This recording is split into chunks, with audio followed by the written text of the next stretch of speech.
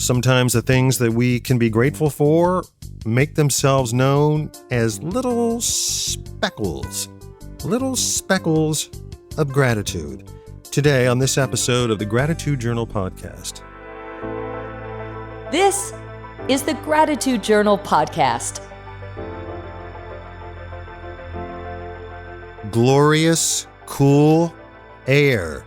Can't even begin to tell you how much I appreciate air conditioning right now. Welcome back, my friends. Matthew here, a much cooler Matthew, I might add. I'll get to those details in just a little bit. But it is rip-roaringly hot here in Northeast Ohio, as it is around most of the nation, I would say. Big red globs all over the weather map. And when it's not red globbing heat, sometimes the globs come in the form of little pop-up thunderstorms. So that's what we've been dealing with here in Northeast Ohio. It's just been very, very hot and not the most ideal time for your air conditioning unit to not be working properly. And really, as it turned out, it wasn't the air conditioning unit, it was the damn thermostat. So I'll get to that here in a little bit and why I'm even more grateful for air conditioning. Here's hoping that you are safe and healthy as we continue to plow through the debacle known as COVID-19 here in our state. Well, I want to say we're in mega mask zone because now masks are required as they are in some states. Why they're not in all states, that's another topic for another discussion.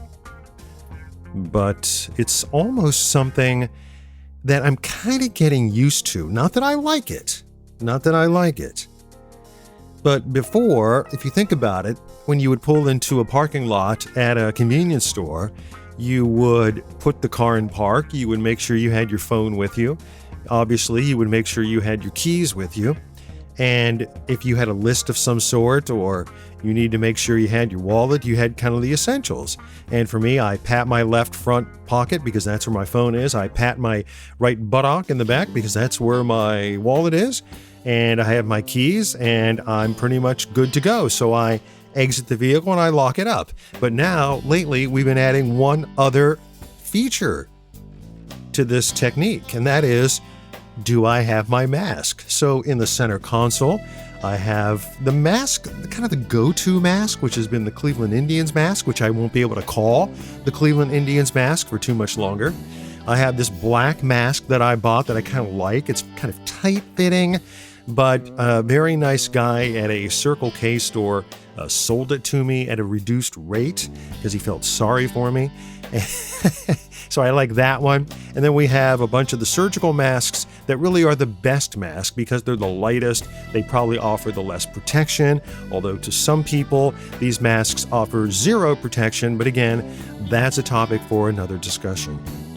So hopefully, amidst this new technique that we have to perform, this new environment where we find ourselves, that you are safe and healthy.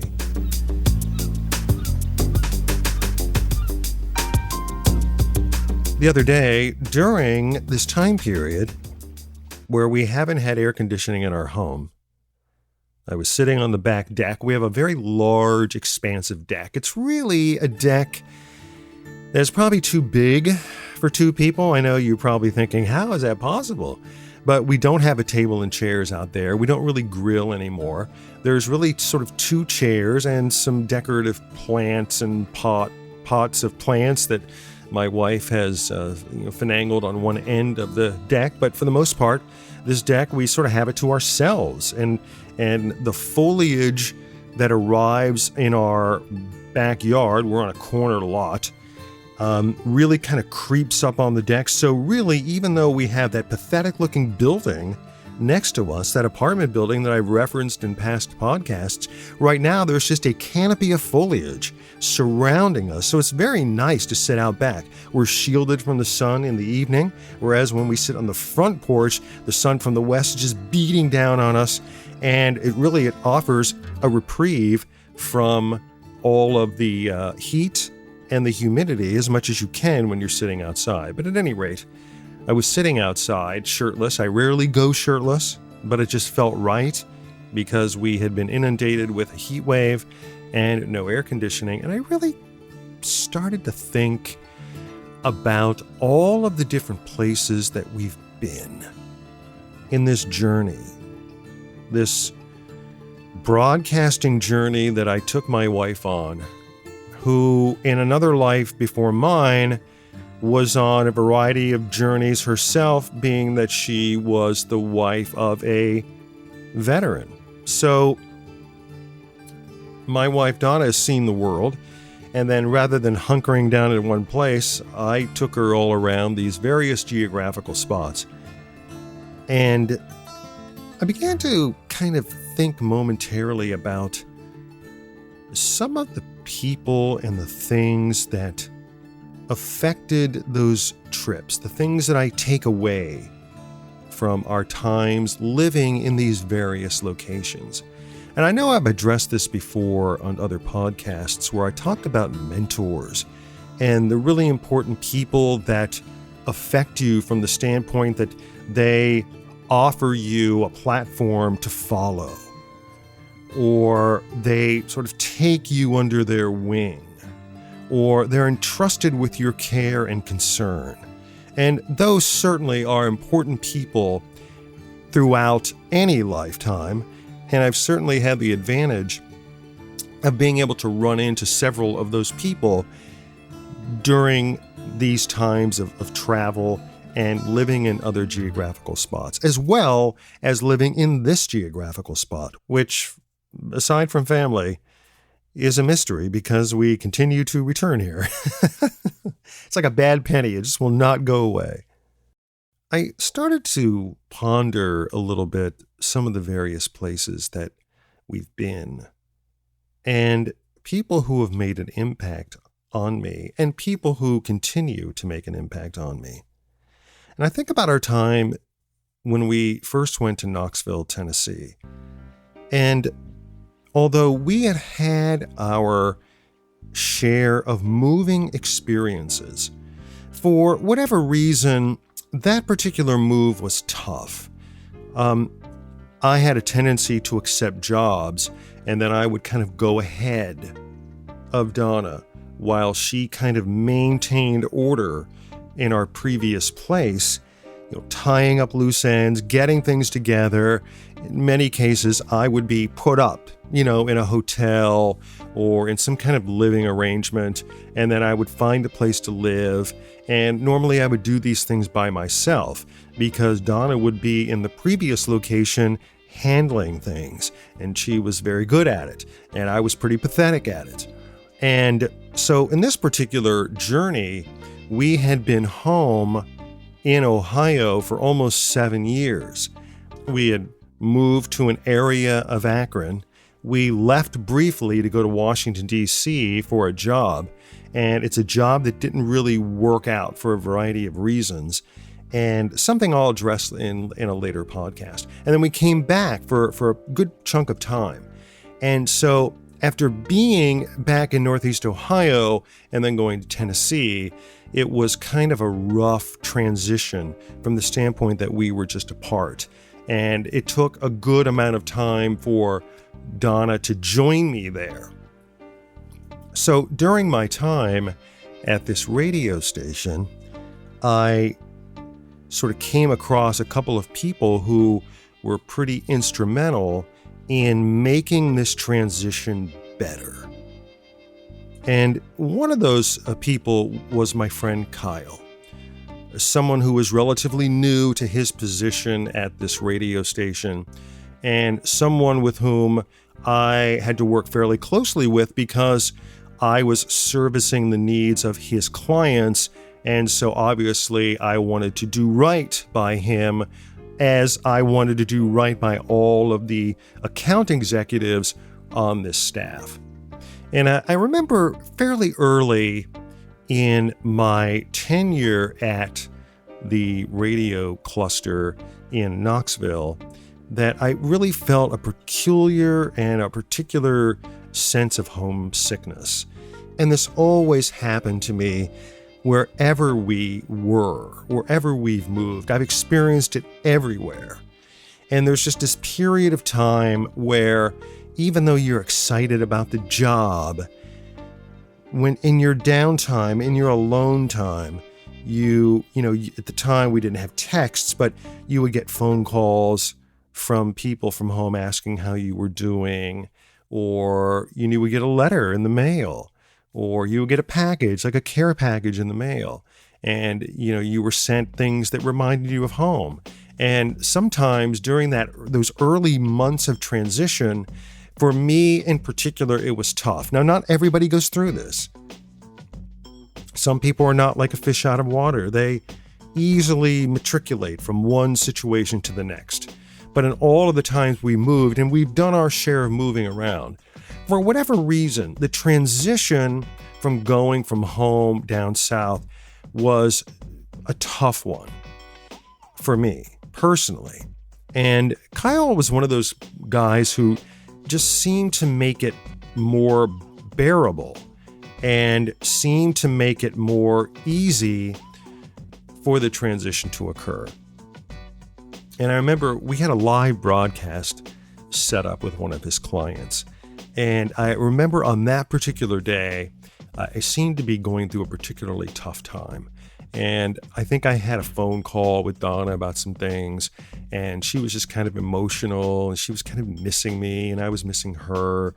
And I remember saying, I have to go because I have to do this live broadcast, and I'll call you later and all this stuff. And so we went to this live broadcast, and afterwards, next door was this restaurant, like an Applebee's, one of the local variety of one of these kind of sort of chain restaurants.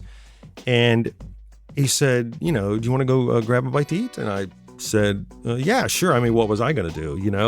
I didn't really know anybody hardly. And so we sat down, and this was at the time where I was kind of getting into craft beer.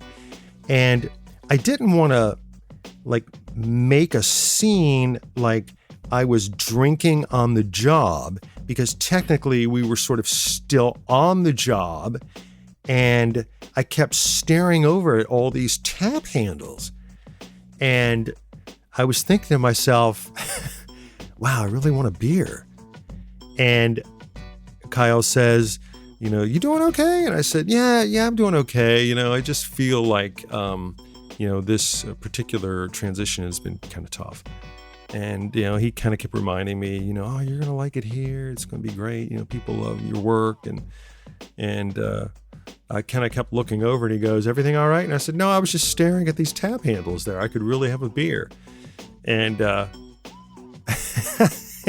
he said to me, well, get you a beer. And it was just the way he said it,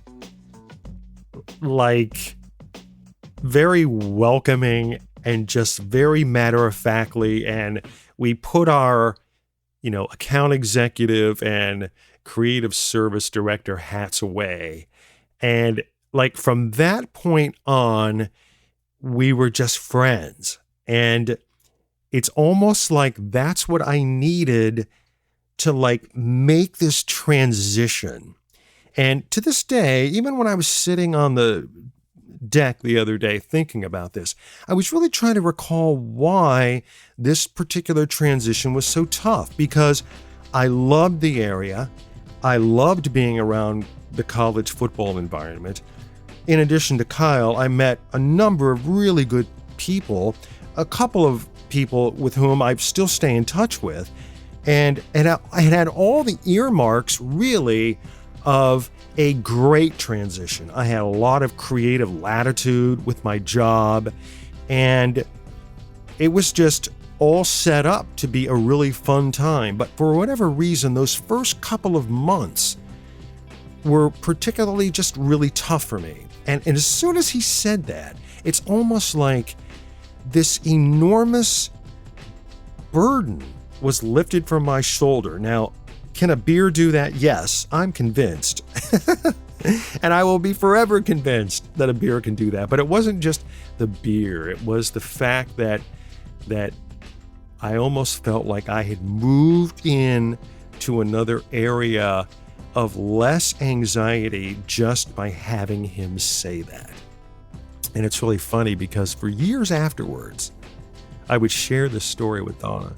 And sometimes we would go out somewhere and we would sit down and we'd have the menus out, and Donna would go, "Well, get you a beer."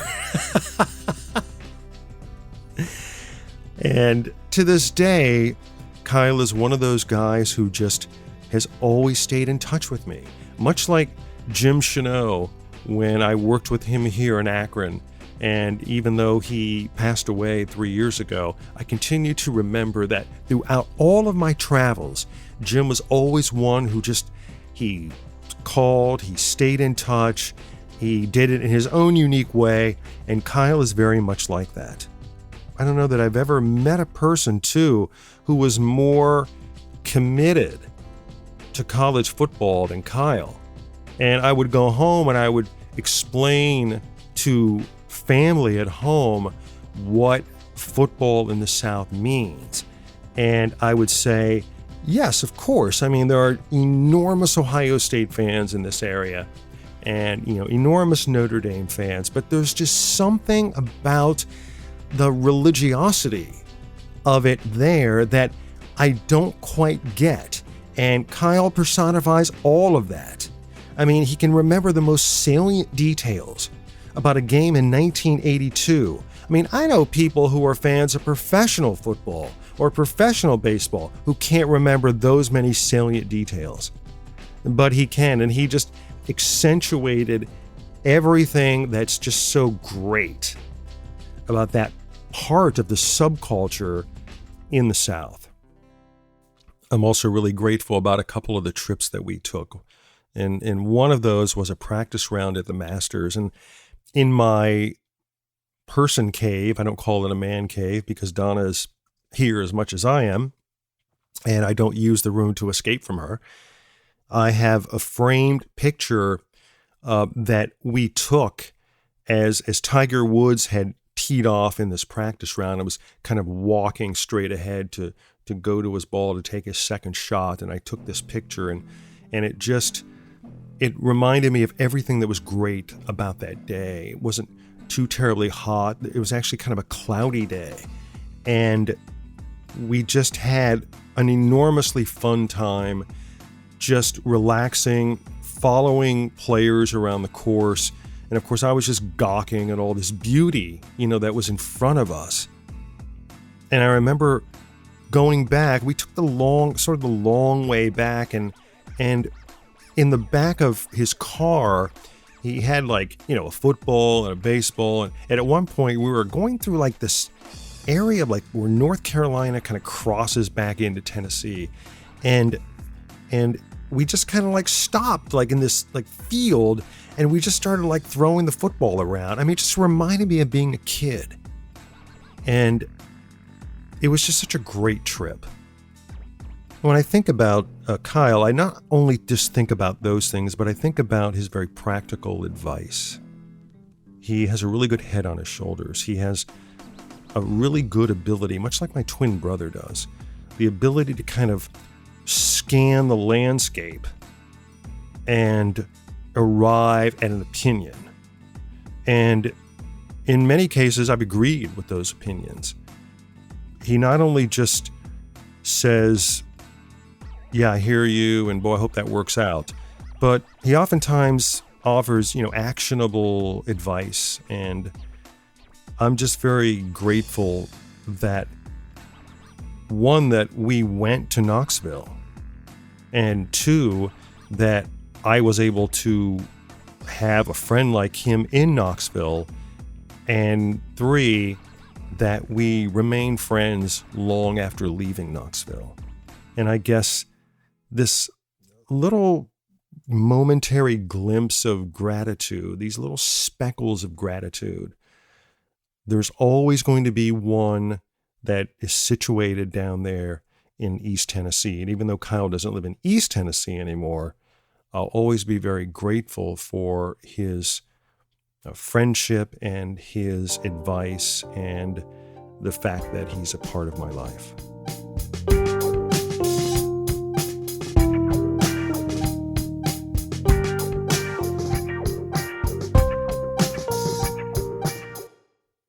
I mentioned earlier in this podcast that we had spent some time in Washington, D.C., and we actually went to Washington, D.C., the Washington, D.C. area to live twice. One, as I mentioned, was a very brief journey. It was one that I wasn't prepared for mentally. I wasn't prepared for financially. And it taught me a lot about moving. And we had moved a number of times after that. And one of the lessons that I learned was that you have to let that weird time period pass before you decide whether or not you like that place. These transition periods were very tough for me. And what I learned after that was that, like Knoxville, I couldn't run home. I couldn't use those first couple of months as a basis for whether I liked where I was. I had to kind of let things sink in and get acclimated. At least 6 months or more before you kind of made your decision about it. And I tell my nephews, when they think about going off to live somewhere or they ponder taking a job, and I say to them, listen, wherever you go, do not judge that place in 6 months. Give it 6 months. You're going to feel homesick. You may feel like crap. You may feel like, what did I do? You're going to wake up in the morning, sitting on the edge of your bed going, oh my gosh, what did I do with my life? Do not go through that mental process without saying to yourself, I am not making any decisions until I'm here 6 months, and then that will allow me time to reflect on where I'm at in my current state. And my situation the first time in Washington, D.C. was very much like that. I was very homesick. I was very disoriented. I felt really out of sorts. I wondered why I did what I did. All I wanted to do was go back home. And I've always regretted that. So the second time I went to Washington, D.C., I said to myself, one, I'm a little more acclimated to this moving thing. And two, I know that I have to give it time. And three, I've already kind of been in this area. I know what to expect. And one of the things I said to myself, and Donna agreed with me, is that if we ever go back to Washington, D.C., we're going to live in Annapolis, Maryland. And we used to visit there, and we would sit outside at one of the many places down on the city dock, and we would say, boy, wouldn't it be great to live here? And so when I announced to her that I had secured a new position in the D.C. area, I said, we are going to live in Annapolis, and that's what we did. And it was just such a breathtaking experience to live there. I mean, Washington, D.C. is such a powerful place. It was an overwhelming place, but sometimes I would say to myself, I can't believe I'm here. There's just so much going on. There's just so much to do. You could feel the electricity and the pulse of that area. I mean, our nation's capital. But as much as I enjoyed it, I loved even more going back to Annapolis in my little corner cove in my little apartment and sitting outside on my deck with a beverage and thinking, this is my time away from the rat race, because there's nothing like living in Annapolis. Just the historic nature of it, the quaintness of it, the history of it. I mean, how many streets in America are called Duke of Gloucester Street? I mean, how many signs on streets corners in America say 1687? I mean, this is just crazy. Sitting at a restaurant on the city dock knowing that Ben Franklin had a beer here. I mean, that's just crazy. But I bring up the DC area because while I was working in the DC area, we had a number of people who worked at the sports radio station who were producers, and they did updates and they assisted talk hosts, and they all sat in cubicles in sort of a central area. And we called it the bullpen. And these guys were very animated, very much sports fanatics. You could say that some of these guys had PhDs in sports. And that's all they thought about. That's all they talked about. And one of the producers in the bullpen was a guy named Mark Webber. And they called him Webb. And I believe he was originally from Oregon. And he made his way to the DC area. Like many people, had dreams of being a talk show host or maybe working at ESPN. And he was just very knowledgeable about sports. And one of the things that I particularly remember about him is not only did he have a great voice and just a very friendly guy, but he was also a huge Pittsburgh Steelers fan. And so we would, of course, go at it because I would show up some days with my Bernie Kosar jersey, and Webb would immediately launch into all of the Lombardi trophies that the Steelers won. But he did it in such a way that it was fun and it was funny. And he also knew a lot about Cleveland Browns history. And he would say, you know what, had the Browns did such and such, they would have won such and such because so-and-so was a tremendous athlete. And people underestimate Frank Ryan. And he would just go on and on. He was very literate in sports, very smart, very clever, and could easily have been a very effective talk host. So when I announced, after being in DC almost 2 years, that I was going to Pittsburgh to work at KDKA, he jokingly said, well, of course, I can tell you all you'll need to know to become a Steelers fan. And after I was at KDKA, after about a month and a half, I was sitting in my office, and the office they assigned me was this almost like a little closet. They were kind of building me a studio, and I had this makeshift studio at KDKA. And off to the side was almost a little closet where they stored all these tapes and old vinyl and old reel-to-reels of shows from the 1950s. And they carved out this little space in a desk and put up this little computer and said, if you need a place to write or whatever, use this until we get you set up in your new studio. So one day I was in my little alcove, as I called it, and I was attempting to write, and someone knocked on the door and they said, hey, you got a package?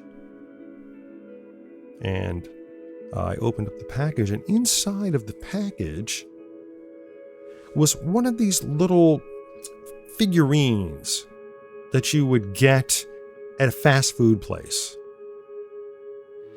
And, like an action figure or something like that. And this particular figurine was actually, it looked like a little dog. And it had like a bobblehead, and it was dressed up in Browns colors. And the front of the figurine said Chomp. And so I'm like, well, who would send this? This is kind of odd. Someone from home must have sent me this like little figurine to, say, hey, welcome to Pittsburgh. And so inside was a little note, and there was a note from Mark Webber. I didn't keep the note. I wish I would have kept the note. I have a little wooden box here in my studio that I keep some prized possessions, and that's one of the notes I wish were in that little wooden box. But I can recall what was in the note, not verbatim. But Webb said, I know it's got to be tough for you right now making this transition, especially making a transition to Pittsburgh. So we really miss you here at the bullpen. We wish you the best. Hope things are going well. And hope this little chomp guy reminds you to never lose faith in your team. And I figured you could use a buddy. And you know what? I almost like get emotional just talking about it right now. I mean, I closed the door and I cried over that he would take the time to put that in a box and send it to me. And so while I was sitting on the back deck and I was thinking of Mark Webber and I was thinking of that gesture, and I was just really appreciative of that gesture. And a couple of years ago, I saw on Facebook that Mark had developed cancer of the tongue, and he had had successful chemotherapy, and I congratulated him on Facebook, and he thanked me. And I wrote him kind of a long paragraph, and I reminded him of that incident. And he was very appreciative that, one, I remembered, and two, that it made such an impact on me, and it did.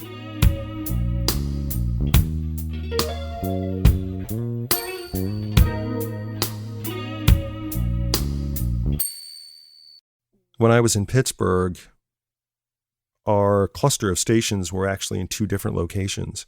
Our location was downtown, and our FM stations were just south through the Fort Pitt Tunnel. If you've never been to Pittsburgh, you need to go. It is by far one of the most gorgeous cities in America, and I would say that it's a fairly underrated city in America. And why it's underrated, I'll never know. It is a photographer's dream. That city, in many ways, has it all over Cleveland. And I say that very objectively. There is not a bad vista in Pittsburgh. When you're traveling north on Interstate 79 and that tunnel opens up, you'll realize why they say it's the only city with an entrance. On the south side of that tunnel were our FM stations, and one of the guys who did similar work, which I did, was a guy named Dennis Lynch. And his air name, he went by Dennis Elliott. And Dennis is also one of those guys who has just always sort of stayed in touch. We had some similar characteristics. And Dennis, although a huge Steelers fan, was also one of those guys who could playfully and cleverly document the Cleveland-Pittsburgh rivalry and could easily talk about it without it breaking into an all-out fisticuffs. And Dennis took his vacation every year, and during his vacation, he always took it at the time of the NFL Combine.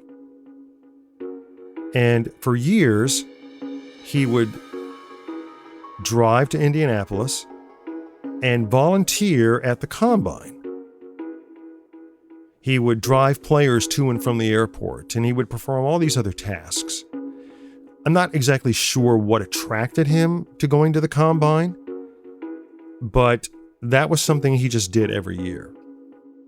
And the other thing he does every year is he sends me something from the Combine. He'll get a hold of all kinds of team gear from all of these teams and all these representatives from teams. And invariably in the mail, I'll get a package. And in the package will be an assortment of Cleveland Browns stuff. And he'll always say, I know there's going to be big things for the Browns this year. Or he would say, I'm looking out for those Browns. I know something's going to happen. It would be a bag, or one year it would be several t-shirts, and a couple of years it was some really nice polo shirts, and just a bunch of different things. And I've always been very grateful that we stayed in touch. And I was always very grateful for that little package that he would send. I often think to myself that I'm pretty good at staying in touch with people, and sometimes other people aren't. And then I'm reminded when I go through my list of texts that sometimes I'm not as good as I think I am, and we all can do better, and I can do better, much better. But out of the blue the other night, when I was sitting on the deck, I got a text from Dennis Lynch, and it was really just, hey, hope you guys are doing okay. Things here in Western PA are good. We're hunkered down, staying safe. And just wanted to let you know I was thinking about you guys and just wanted to say hello. And in these little slivers of gratitude, these little speckles of gratitude, those are the things that stand out the most. So as we wrap up another week of COVID-19 continuing to be in our lives, I'm reminded about how grateful I am for air conditioning and the fact that we haven't had it for 5 days. And really, it reminded me of growing up without air conditioning and the kinds of things we did to stay cool, and hoping and praying that it would cool off and walking around with a magazine and using it as a fan, or going to bed early and trying to sleep as your sheets were wet with perspiration, and the joy of waking up in the morning with all the windows open and it being slightly cooler, and you being appreciative that you're getting a momentary reprieve from the assault of the heat and basking in the early morning coolness, if there was coolness to be had, with birds chirping and no sweating. And those were glorious mornings. And as I went out to get the paper, I was reminded of that when I stepped out. And I was also reminded of how grateful I am for air conditioning. I wanted to make sure, and I think I am fairly sure now, that the Gratitude Journal podcast is on Google Podcasts. So I believe all of the major players are there. Speaking of major players, if you're on Instagram, I would urge you to check out the Instagram feed of our granddaughter, Mallie. It is MALLIE.ROYER. She's a budding photographer, and lately she's been going on some excursions, one being a balloon ride and a helicopter ride. It was part of her bucket list. And so she's taken some tremendous photos, so make sure you check them out. It's Mallie Royer, MALLIE.ROYER on Instagram. Until then, we're a week away from baseball. Hopefully things will settle down. Wear those masks. I'm sorry, I'm not going to be shy about it anymore. You mask naysayers, your arguments continue to hold less and less water as the numbers go up and up. I'm sorry, we can ratchet jaw about it all the time, but I'm going to go with the mask, and I urge you to do the same. Until then, thanks again for tuning in to this episode of the Gratitude Journal podcast.